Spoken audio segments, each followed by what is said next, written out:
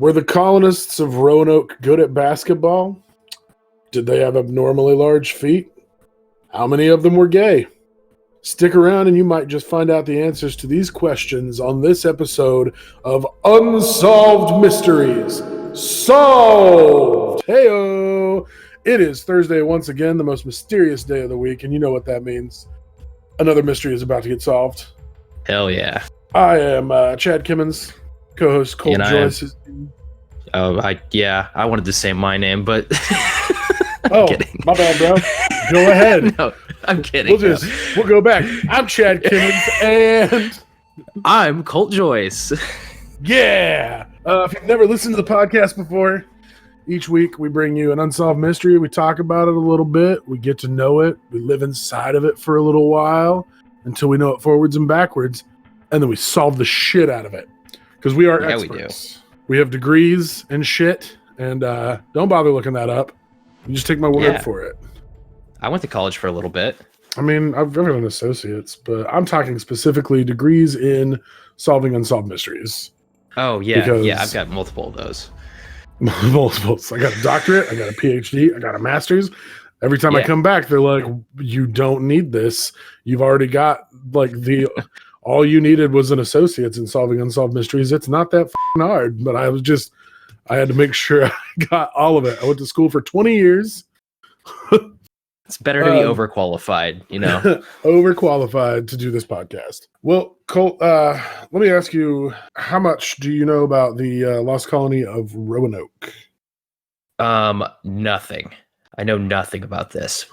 Sweet. For a very brief period of time, I thought Oak Island was part of the Roanoke thing. So I'm completely mixing up unsolved mysteries. You know, I've just got so many like mysteries in my head that I've figured out.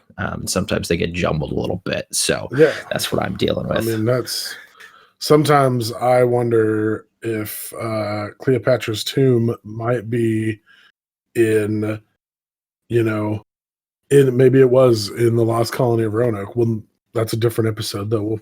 We'll figure that out later. All right, well, let's just get straight into it then. Let's do it.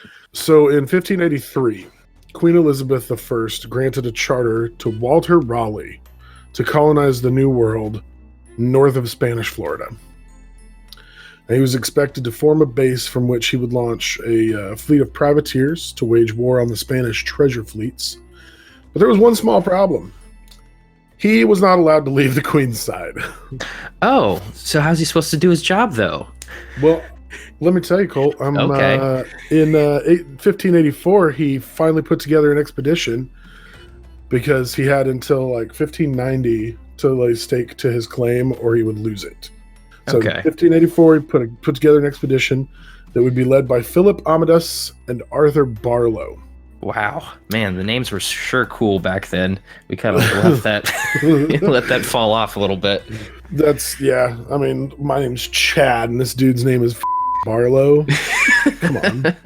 Yeah, we wouldn't stand a chance back then. We'd be peasants. Well, most people were. Well, now when Amadas and Barlow arrived in the New World, they established a base on the island of Roanoke.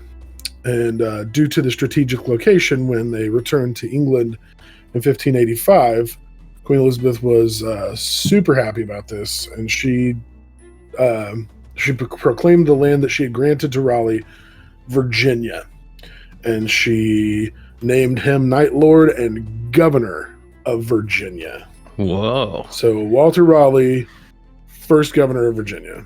Okay, and this was a Spanish colony, right? No, this was English. English. Okay. Yeah, I'm getting. Okay, I know what you're saying now.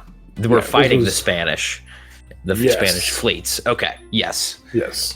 Now, Raleigh had intended to make the first colony in Virginia as a military outpost, with Ralph Lane named as the governor. And he decided to, after doing some fundraising, to send about 600 men to Roanoke on 7 ships commanded by Sir Richard Grenville. Of these 7 ships, all but one of them was lost either to the sea, that wily bitch. Oh no. or to Spanish privateers, and this included the Tiger, which was carrying supplies for the colony. Oh shit, man. Yeah, like it's already not looking good. This is like you tried to go to a concert with 7 of your friends and 6 of them died on the way there. This is this sucks, man. And one of the dude had the weed in his car. Yeah. One of them had weed and actually had the money for the tickets. Yeah. But with all the supplies gone, it was determined that the colony was only going to be able to support about 100 people, and not for very long. So, and we're moving quick here because there's a lot of information about Roanoke, but gotcha. A lot of it doesn't really pertain to. I just picked. I had to pick the stuff that mattered the most because of a very serious podcast, obviously. Yes, yeah. We only deal in very serious things. Exactly. Now, with the supplies of the colony so diminished and didn't seem like there was any help on the way in time for winter, Grenville planned an expedition to the surrounding villages, to the native tribes, to gather as much food as the colonists possibly could. And there was one bit that, like, I left it out, but I think I'm going to throw it in here. So during one of the expeditions, a silver cup went missing. And so Grenville decided that in retaliation, he was going to burn an entire village down. That seems fair. That seems like an equal thing. Proportionate response. Yeah. Silver cup goes missing. Let's murder a bunch of people. I also find it very funny that they have silver cups, but they're out of food and they're just walking around with these silver cups begging for corn. That's a fun little thing we got going on there. Well, I mean, hey man, they couldn't have known that their supplies were going to be lost. And Grenville, he's a man of means. He's got to have his silver cup. Like, you got to spread it out between the ships. You don't put all your stuff on one ship, guys. Well, they probably learned their lesson there, but shit, only one of it made it. One ship made it to Roanoke anyway, so yeah. I feel like it wouldn't have mattered. Yeah, you're right. Now records show that they did gather enough to sustain them through the winter, but they apparently went through their supplies quickly, which to me is just poor planning. Like, nothing's coming. This is all you got, and it's like that. The guy who doesn't budget well, I guess. Yeah. Like, he's got $100 for food for the month, and he blows through like 75 of it eating fast food and shit in the first week. So he's gonna eat ramen for the rest of the month. Yeah. And that's kind of what happened here, was that they blew through like all of their good supplies. And it's believed that like the monotony of what they had left over like really contributed to super low morale among the men that were stationed there. Meanwhile, while all this was happening, a couple of Jamooks, I can't remember their first names, but their last names are Harriet and Gans, which just sounds like a killer like folk band. That's the new Simon and Garfunkel right there. Yeah, that's what I was thinking. They were exploring the Virginia territory, like mapping out resources and stuff. And wherever they went, disease followed. Tends to happen with the white man. And then the natives believed it was some kind of magic that the English had brought with them, because they couldn't figure out why they kept getting sick. Oh, jeez. And that and the colonists' over-reliance on the natives' generosity was believed to have strained relations with the native tribes. That's important. And I'll tell you why in a minute.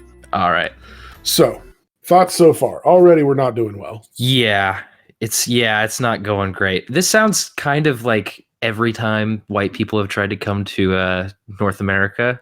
It seems like this happens a lot. It does. And you would think at some point they would get their, like, pull their notes and be like, okay, yeah, so, like, we lost all of our supplies, so maybe spread that shit out amongst your ships. And then, the natives, they don't like it when you burn down their villages, so if they steal something... Yeah.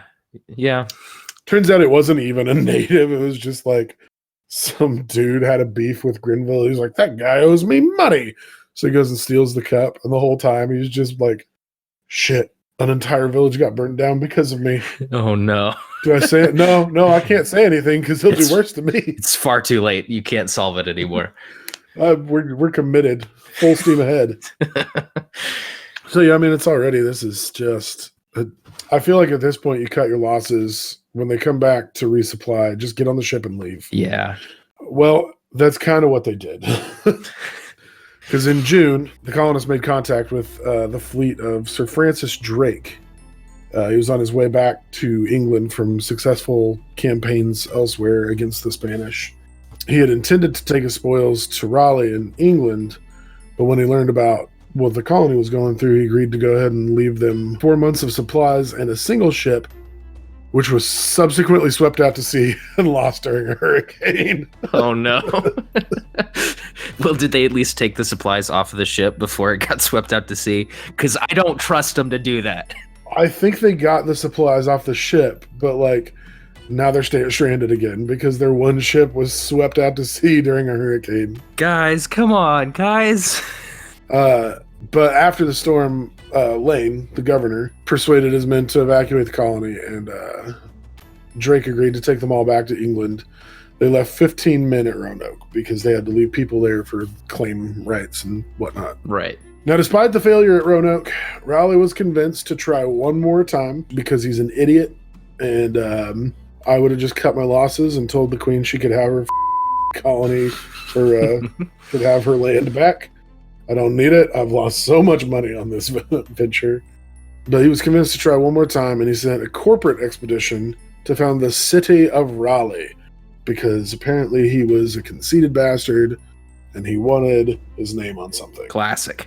Which, I mean, I can't say that if I was colonizing a new world, I can't say that I wouldn't, try to name something after myself. Well, no, I wouldn't because my name is dumb. A little known fact, you have a country in Africa right now, so you're good to go, my man. That's true. I do own it. Me and all the other Chads in the world, that's I own 1 millionth of it. It's just one little patch of land. Yeah, it's you. But no other Chad is allowed on my patch of land. My dad named Chad can't come either. Okay, that's fine. Not to my patch of land. He's got his own. All right, cool. Actually, your father and I, bitter rivals, were constantly at war. But neither one of us, the patch of land is so small, we don't have any real resources. So it's more just throwing insults at each other. That's good. Yeah, it's you guys, and then there's 15 million frat boys that you have to fight off on a daily basis. So yeah, found the city of Raleigh. This time there was no military presence. I couldn't figure out find anything why, but I can only assume it's to avoid further straining relations with the natives. Right. But the expedition with John White as the new governor consisted of men, women, and children, and most of them were middle-class Londoners that they were probably seeking to become landed gentry. Hey, go colonize the new world and we'll give you titles and lands, even though the land doesn't belong to us. White man taken from the natives again. Yeah. And originally they weren't going to resettle on Roanoke due to the hostilities with the natives already going on there. But they were going to stop and check on or pick up the 15 men that had been left behind. But before they could, the captain and pilot of the expedition's flagship, one Simon Fernandez, ordered his own men to leave all of the colonists on the island. Apparently he got called away to do something else, and he was like, we don't have time for this, just dump everybody here. Okay. Yeah. Imagine their surprise when what? No, the natives will kill us. Yeah, we don't care.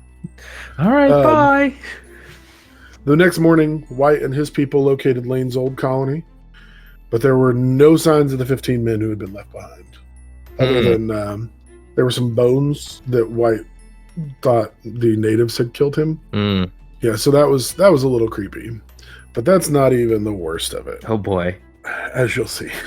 Weeks later, as the expedition was preparing to return to England, the colonists, they were like, hey, White, you got to go back with Fernandez. You got to go back to England. You got to tell Raleigh what the hell's going on because we're already in dire straits here, and it's only been a few weeks.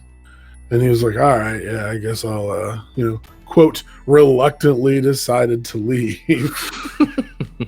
He's like, well, if anybody's got to do it, I guess it should be me. It was going so well there. Why would he want to leave?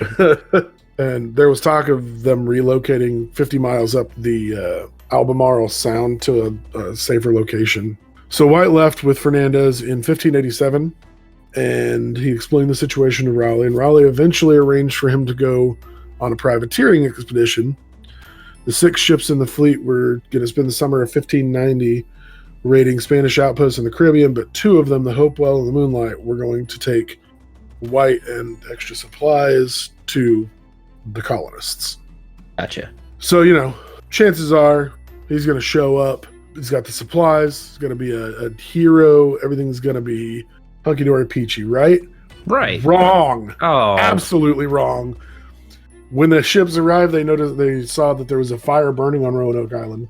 Oh. But they couldn't make it before nightfall, and they decided to wait until morning. And by fire, I think it just means like there was a fire, not like everything was on fire. Oh, okay, cool. The entire island wasn't just up in flames. No.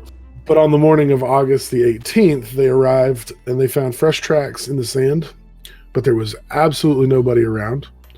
They discovered the letters CRO carved into a tree. And when they finally got to the site of the colony, they found the word Croatoan carved into the fencing near the entrance. Now, White thought that these letters meant that the colonists had relocated to Croatoan Island, as they had agreed to leave a token of some kind to like indicate where they were going if they left before he got back. Mm-hmm. Inside the colony, they found that a lot of the homes had been dismantled. A few of the trunks had been dug up and looted. It was basically anything that could be carried off had been. The boats were also missing, but there was no sign of struggle. There wasn't any blood. There was nobody. There were no bodies. The people were just gone. Okay. The Hopewell, one of the ships, remember, was going to go to Croatoan to look for the colonists, but its anchor cable snapped and the ship had to go back to England. Oh. Wait, what? Yeah. No. Chad, explain to me why they went back to England when the anchor cable snapped. It seems like that it's a problem everywhere. Well, because they couldn't. The whole story is like the anchor cable snapped and they were kind of blown out to sea. Gotcha. And they were like, all right, well, we'll go back once the weather calms down a little bit. And then as they were going back, they were blown off course. And at this point, they were forced to go back to England. Okay, cool. Okay. But for time's sake, I was trying to just be like, the anchor cable snapped. So it just seems like everyone's just trying to find excuses not to help these colonists. That's what, anchor cable's gone. I gotta go back to England. Shit, everybody who gets involved with Roanoke is either dead or missing now. Hey, you're right. Place is clearly cursed.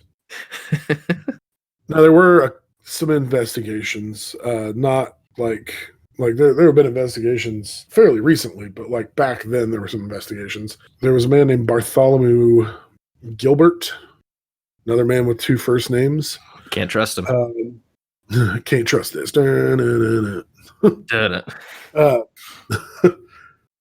He led one final expedition with the intention of finding the Roanoke colonists.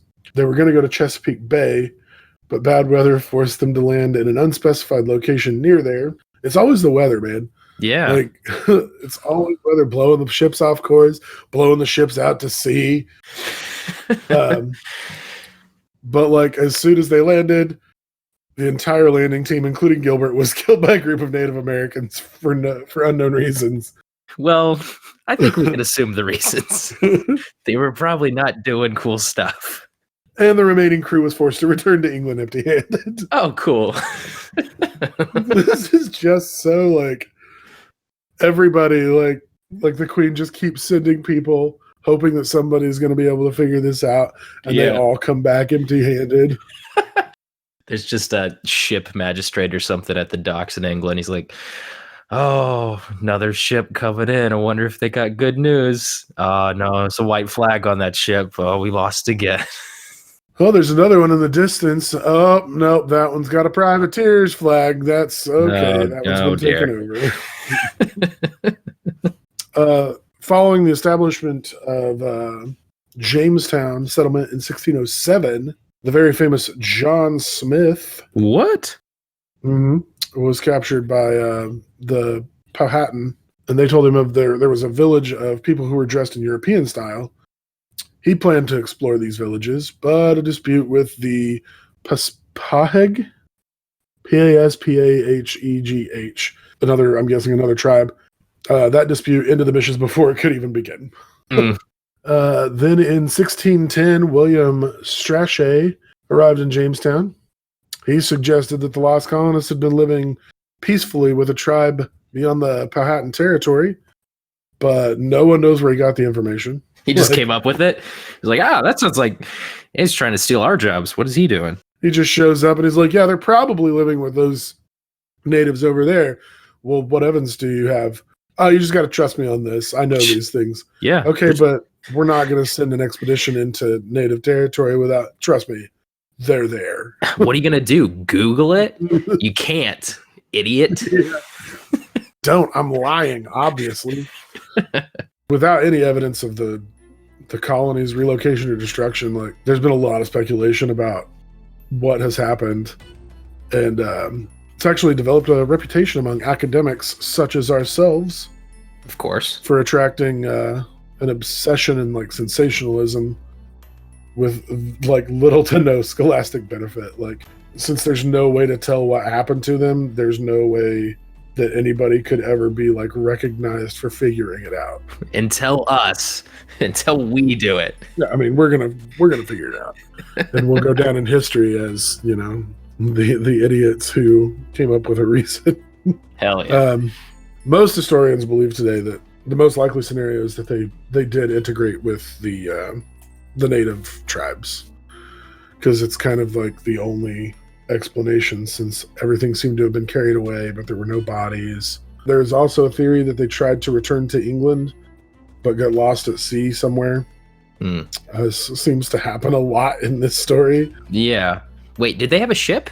Oh, the ship. Yeah, they took the ship. Okay. Yes. Yeah, there's they supposedly they were left with a pinnace, which is a smaller ship. Okay. They're not known for being like seafaring craft, but they can make journeys like that. It's just usually they're alongside bigger ships. Gotcha. So, with the boats missing, you know, there was speculation that maybe they tried to go back to England but got lost at sea. And then there's also some speculation that perhaps there was a Spanish attack, but like I said, there's little to no evidence to support this claim because there was no sign of struggle when White and his crew showed up. So, thoughts? What are you thinking here? Okay, so what's super interesting to me is the fire right before they got there. There's not. That's weird, right? That there's a fire there, and then there's no one there the next day. Yeah. So this leaves us with only one explanation, I think. And I think Jules Verne captured it best in his book Journey to the Center of the Earth. I think they went down, Chad. I think they went down. They didn't go upriver. They didn't integrate with a tribe. They didn't go back to England. I think they went down, Chad. Are they mole people now, just living under the... Well, I don't think we want to blow our load on the mole people thing yet. I think we save that for a different thing. No, they're not mole people. They just tunneled into the earth and then suffocated. Yeah. So this fire that we're seeing, that's definitely hellfire. I'm thinking the devil was like, y'all folks, you messed up too many times. I'm gonna take you right now, and we're gonna chill in the underworld. You did such a 180 there. Like, yeah, they what's interesting is there's this fire, obviously from hell. Satan was involved. Definitely, they made a deal. They made a pact with the devil, and he's like, but they didn't read the fine print. They get nothing out of it. He just gets their souls. Yeah. That's what Croatoan means. It's not, that's an old devil term, I think. I think you're wrong. I believe that is a Native American tribe, actually. Oh, well. It might not be, I don't know. Once again, I've not done my research properly. I don't know if I'm on board with the whole hellfire thing, but yeah, I mean, I could see maybe they tunneled under the earth. That's just one. I know I said that's the only viable theory, but I'm willing to hear out other things. What do you think happened? I think you mean, what do I know? You're right. Yeah. Pardon me. And what I know happened is that they were just gone. Other than that, I have no idea. Cool. I don't know. I think the most likely explanation is that they did integrate with the local natives population. But I mean, if we're going for fantastical here, I think there's also a possibility. I know there's also a possibility that, I mean, if you're going for Satan, I'm going for Poseidon. Ooh, okay. Poseidon washed them all out to sea. That's why the ships were gone. That's why it happened in the night, too. The fire was put out and everything was washed out to sea. Yeah. Okay. Well, this is compelling. I like this a lot. This is good. Okay. Well, I think there's a lot of evidence for that, actually. If you look back at like all the shit that's been happening to him, you can blame that all on Poseidon, right? Turns out Roanoke is actually the lost city of Atlantis. Whoa. And Poseidon just did not like the fact that they kept trying to colonize. It wasn't lost. It was just... Yeah, well, we don't have to do that episode now. It's 2 birds, 1 stone. We took out Atlantis in this one. I feel like we should probably still cover it. Okay, that's fine. Well, we can do a little crossover. Yeah, I'm gonna. I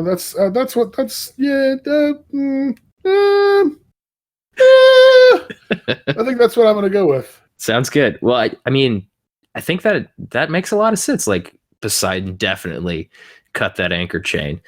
He definitely sent all those people back to England. 90% of their problems came from the sea. Poseidon. Wow.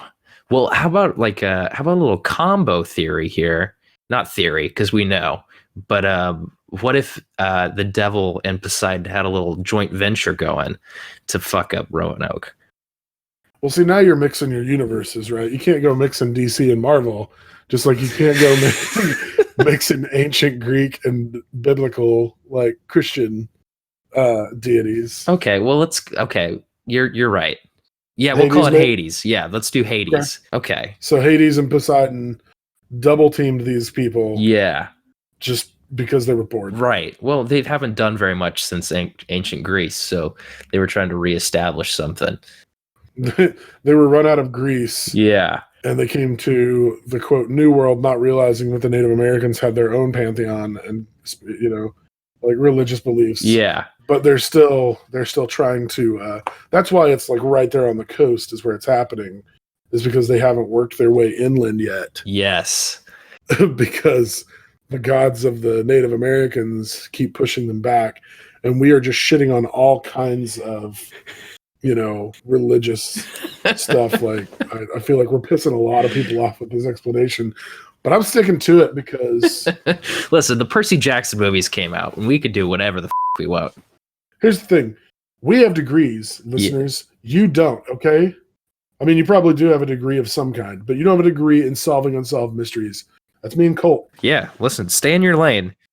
What happens to people who question us, Colt? Something about we slit their throats, I think is what you said in the first episode. It's a very graphic way to put it, but it was they get put down. Oh, good.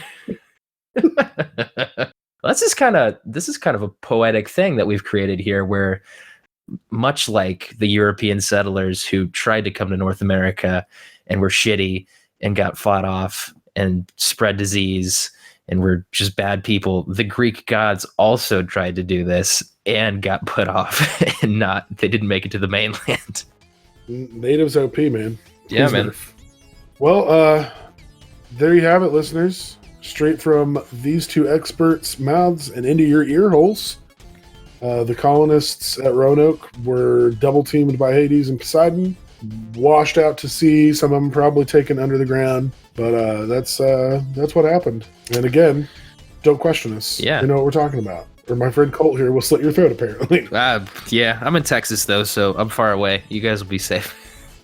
If you enjoyed this episode, as usual, the best way to support us is just to rate us 5 stars on iTunes and by word of mouth. Just get it out there. Let everybody know that they need to be listening to this podcast and this podcast only.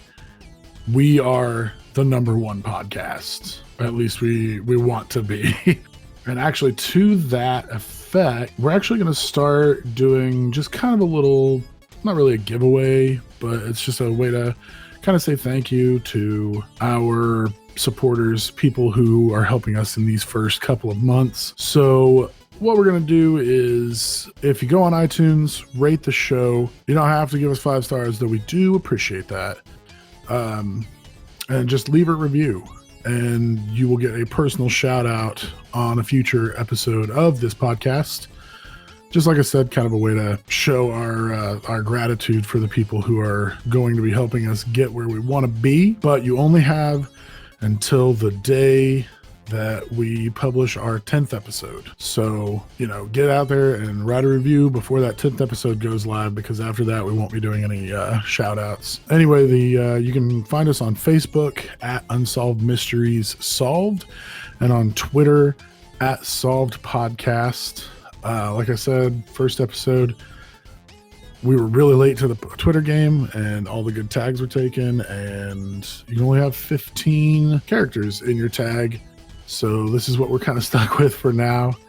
And then if you have a mystery that you would like us to solve, or hell, if you just want to drop us a line, compliment us, or make a death threat, privately, you can do that with an email to mysteriessolvedpodcast, all one word, at gmail.com. Yeah, I think that's gonna do it for this episode. Anything you want to add, Colt? No, not really. Well, I guess then there's not a whole lot left to say, except we will catch you beautiful bastards on the flippity flop next week when we have a brand new mystery for you. Thanks for listening. All right. Thanks for listening, guys.